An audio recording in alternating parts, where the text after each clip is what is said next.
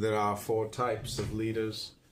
The best leader is indistinguishable from the will of those who selected her. The next best leader enjoys the love and praise of the people. The poor leader rules through coercion and fear. And the worst leader is a tyrant, despised by the multitudes who are the victims of his power.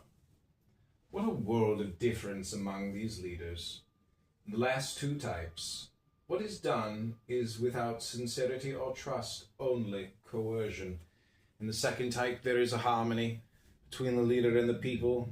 In the first type, whatever is done happens so naturally that no one presumes to take the credit. Verse 17 commentary.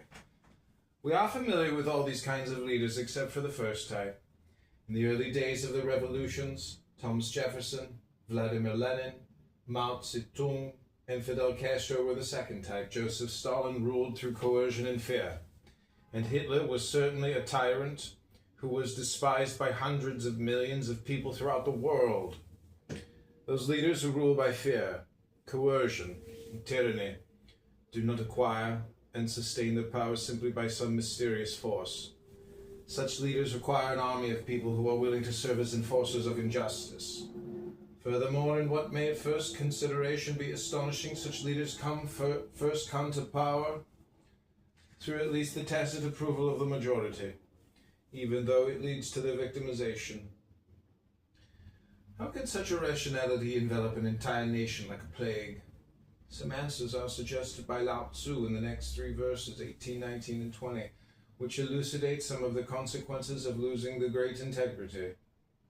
Where do we find examples of the first type of leaders, the kind whose leadership is so indistinguishable from the will of those who select them that no one presumes to take the credit for anything that is done?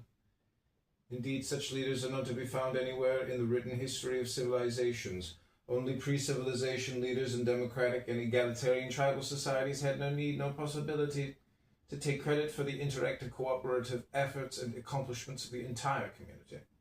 In Lao Tzu's time, there was no way that such a totally democratic community could re-emerge. That is possible only today, now that we have a technology that can provide the material and cultural needs of all people on our planet. For us to continue to make war with each other and to continue to elect leaders who carry out inhuman sectarian acts is now social insanity. Verse 18, the paradoxes of abandoning the great integrity. When the great integrity was abandoned, humanity and justice appeared. When knowledge and teachers appeared, hypocrisy was their inevitable accompaniment.